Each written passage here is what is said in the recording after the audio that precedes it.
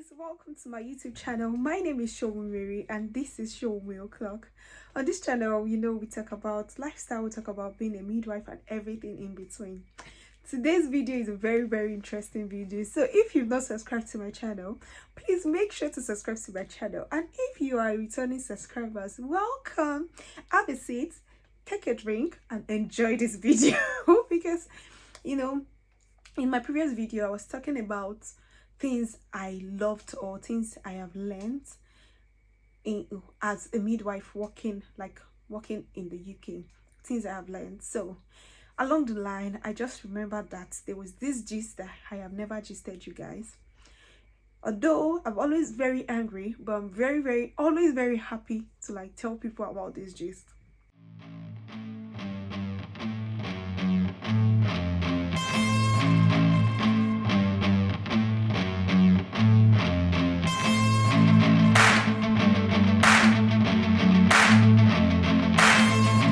I lost my first job, or how I ended my first job, or what transpired. I don't know. I know I was just saying you in the last video, so if you've not watched the last video, the link will be somewhere here. Please make sure to watch the video so that you can get the full gist. So I was mentioning that someone told me when I resumed my first job, or when I resumed at my first job, that it was because I was new to the hospital. It was because I'm still young. That's why I was acting the way I was. That's why I was working very hard. That's why I was putting efforts and all of that. I was like, really? No, this is just me. Do you understand? I felt offended at that point. But the bottom line is, they don't appreciate your hard work. People do not appreciate your hard work. I was also saying that speaking up was one of the things that I really like about here in the UK, which is something people lack. Please, if you watch this video to the end, just please put your own experience in the comment section so that people can see how toxic employers are, especially in African countries. So mind you, I started working at the hospital. I started working in the hospital and I worked for about a year. So like I said, as you all know, as you have all seen now, that I'm very hardworking. Whenever I'm at work, I do my job. I like to work. My patients love me. My colleagues are fine with me. To what I know, I know my colleagues are fine with me because I'm not the type of nurse that would leave you to eat, leave you to do the job. I can even do the job while you are even crossing your legs, you understand? So I'm not that person that would say, no, you must do this, you must do that. No, I'm just going to help out with everything that you have to do. So I worked in this hospital for about a year. I started working in 2019, and in 2020 COVID struck. Nice hospital. This is an organization that has over 100 staff. You understand? So it's not just a small hospital, and we used to have patients on a daily basis. We had a lot of patients. How you ask me that? How do you know? The workload in the hospital is a lot. And also, after I worked in maternity for about 3 months, was it 3 months or 6 months? I think I worked in maternity for 3 months or so. They moved me to administration, so I was doing admin, so I could see the influx of patients that came in every day. You understand? On a good day, we have up to 400 patients. On a bad day, we have more than 300 patients or 200 patients in the outpatient department. So this is everybody, a list of everyone that we'd see in the hospital. You understand? So when COVID came, obviously people were afraid to go to the hospital. People didn't know what was happening. It was just a shock to the world and information everywhere. So the influx of patients in our hospital reduced. Let me say something around 400 or 300, going about to 150, which is still it's still normal, you understand? And around that point was when I was moved back to the maternity to start working as a midwife. So the hospital took a decision to send half of the staff on annual leave. So half of the staff were already sent on annual leave, you understand? So the normal workload is now on half of the staff strength. So which means that the people that were not sent on annual leave were in the hospital working. Mind you, transportation was very difficult. we couldn't really get things around. So at that point, it was the ambulance that was taking us to work. And no, we come back from work, you have to wake up earlier than normal because the bus is going to pick you. You have to get home later than normal because the bus would have thought taking everybody round before they drop you. You understand? So it was a stressful month. And working in maternity, you can never tell women not to deliver. Women were delivering, like they were coming. I think there was one night I had 5 night shifts, and out of that night shift, every night I was monitoring a patient, or even more than one patient. You understand? We had like several deliveries during that my night shift. So now imagine, I was supposed to take a leave the next month, and regularly they pay our salary from the 1st or 5th to the of the next month. So COVID came, you understand, we already worked. It was stressful because no one was expecting it. This is what we are going through. And at the end of the month, like me, I will not vex. If they said this earlier, I will not vex. You understand? Month has ended. We are waiting for salary.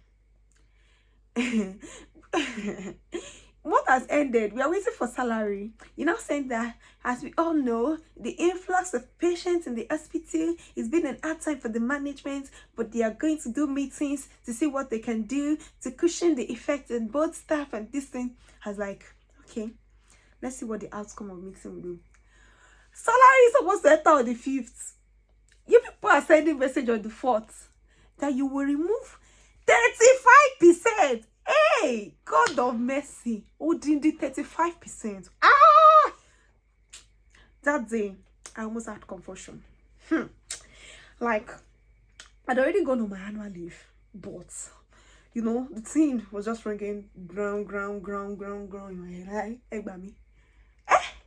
You people said you wanted to see what is going to benefit the patient, the staff at the organization. And they yo 35%. Hi. So we were on these group chats, like the old staff were on group chat, WhatsApp group chats. So me, I just stated my mind that I really feel like this is not good, because you sent half of the staff on leave, and this is not fair to we that were working. You know what I just felt like, from my point of view, what I really thought was that if you wanted to pay, deduct 35% from the people who were on annual leave, fine. They were not going out, they were at home, possibly would have reduced cost of living during that period. I knew people, especially I wasn't concerned about myself because the salary was enough for me.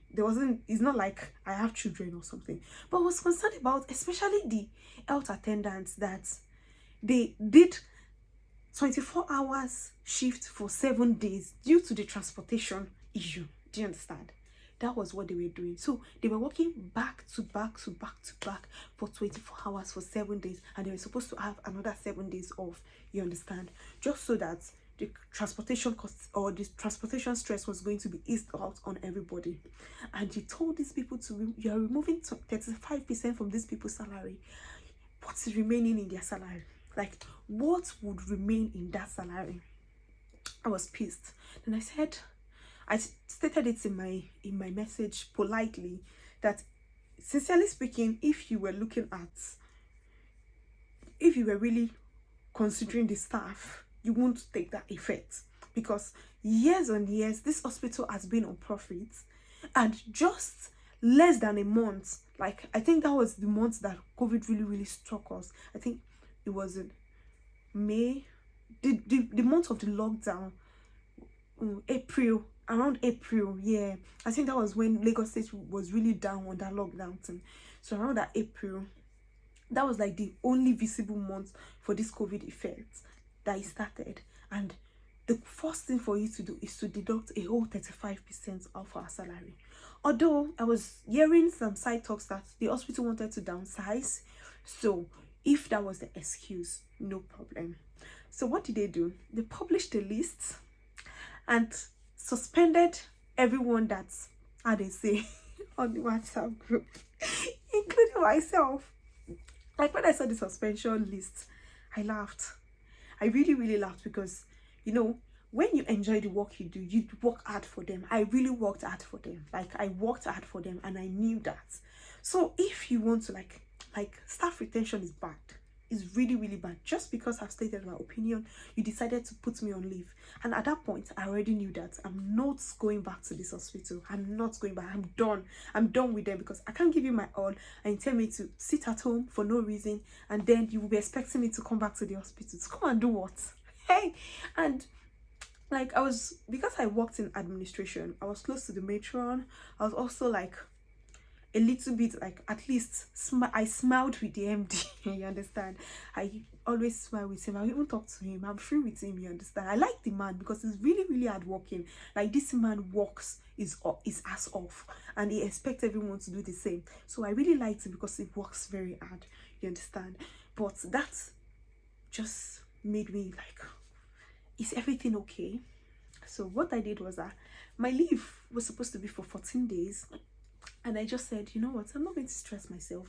Let me enjoy this leave that I'm already on, because it was supposed to be from, I think, from the 1st to 14th of May, and it was on the 6th already. So I was at home enjoying my life, and they suspended me.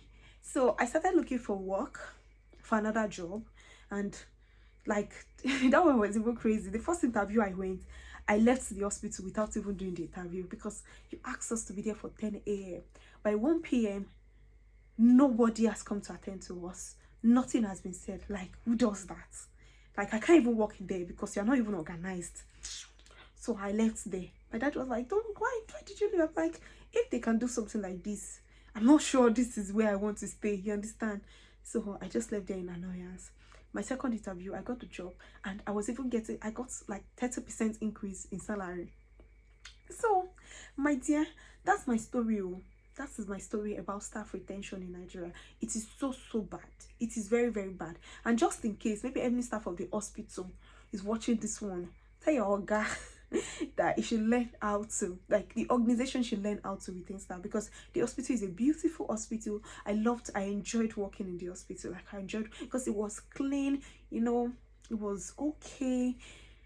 The workload is much, very, very much. You don't rest at all. If you're not working, they pull you to another side. Even if you've worked from A to Z and you discharge your patients, you go to another distance. So the workload was a lot, but I don't care about the workload. So far I work and you pay me my money.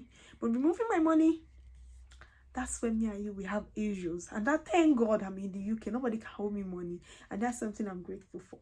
So guys, if you have any story that you want to share, please share in the comment section. Let's laugh together. Let's empathize with one another. Because when it happened, I was just laughing, including doctors. And at the end of the day, like, almost 70% of the nurses they asked to stay back at home did not resume. Can you imagine losing like 70% of your staff? That's bad. That's very, very bad. So till we meet again in the next video. Bye for now.